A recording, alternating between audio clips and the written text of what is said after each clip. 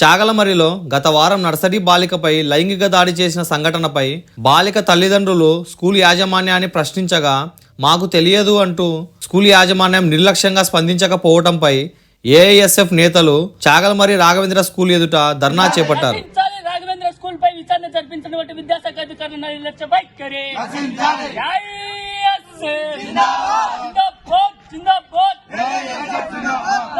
పోరాటం విద్యార్థులకు న్యాయం జరిగేంత వరకు పోరాటం న్యాయం జరిగేంత వరకు.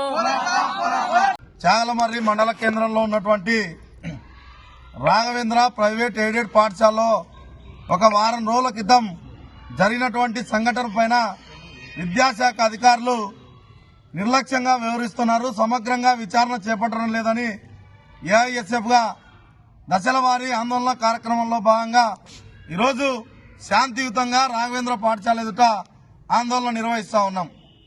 ఏదైతే వారం రోజుల కిందట జరిగినటువంటి ఘటన పైన విద్యార్థిని తల్లిదండ్రులు వచ్చి అడిగితే నిర్లక్ష్య సమాధానం చెబుతూ మాకు తెలియదంటూ, మాకు తెలియకుండా జరిగిందంటూ దాన్ని దాచిపెట్టేటువంటి ప్రయత్నం చేశారు. అయితే ఈ విషయం పైన విద్యార్థుల తల్లిదండ్రులకు నిర్లక్ష్యంగా సమాధానం చెప్పి ఎవరు బాధ్యత వహిస్తారు? మీ స్కూల్లో చదివేటువంటి విద్యార్థులకు రక్షణ కల్పించలేనటువంటి మీరు ఈ స్కూల్ ఎందుకు నడుపుతా ఉన్నారు?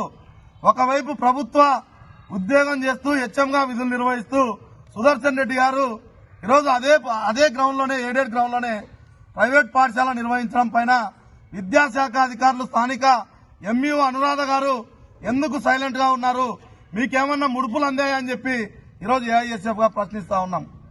అంతేకాకుండా ఈరోజు ఇది ప్రైవేట్ స్కూలా ఎయిడెడ్ స్కూలా అనేటువంటి స్పష్టమైనటువంటి స్కూల్ బోర్డు లేకుండా, ఆట స్థలం లేకుండా రేకుల షెడ్డులలో రాఘవేంద్ర స్కూల్ పాఠశాల నిర్వహిస్తూ ఎయిడెడ్ టీచర్లనే ఈరోజు ప్రైవేట్ పాఠశాలలో టీచర్లుగా బోధన చేయిస్తూ ఇష్టారాజ్యంగా ప్రభుత్వ నిబంధనలు తూట్లు పడుతూ ఇష్టారాజ్యంగా పాఠశాల నిర్వహిస్తున్నప్పటికీ కూడా ఈరోజు జిల్లా విద్యాశాఖ డిఈఓ గారు, అదేవిధంగా డిప్యూటీ డిఈఓ గారు, ఎంఈఓ గారు రాఘవేంద్ర స్కూల్ పైన తూతు మంత్రంగా విచారణ చేపట్టి మేము విచారణ చేపట్టాం, చర్యలు తీసుకున్నాం, సోకాలి నోటీసులు ఇస్తున్నాం అని చెప్పి ఈరోజు తప్పుదో పట్టించేటువంటి పద్ధతిలో డిఈఓ, డిప్యూటీ డిఈఓ, ఎంఈఓలు వ్యవహరిస్తా ఉన్నారు.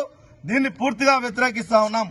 కాబట్టి తక్షణమే రాఘవేంద్ర స్కూల్లో జరిగినటువంటి ఘటన పైన సుమోటోగా సుదర్శన్ రెడ్డి పైన క్రిమినల్ కేసులు నమోదు చేసి అతన్ని అరెస్ట్ చేసి అతని బెయిల్ రద్దు చేసి ఖచ్చితంగా క్రిమినల్ కేసు నమోదు చేసి కఠినంగా శిక్షించాలని, ఏదైతే విద్యార్థిని ఘటనకు కారణమైనటువంటి యాజమాన్యం పైన ఈ రాఘవేంద్ర స్కూల్ గుర్తింపు రద్దు చేసి తక్షణమే స్కూల్ సీజ్ చేయాలని కూడా ఏఐఎస్ఎఫ్ గా డిమాండ్ చేస్తా ఉన్నాం.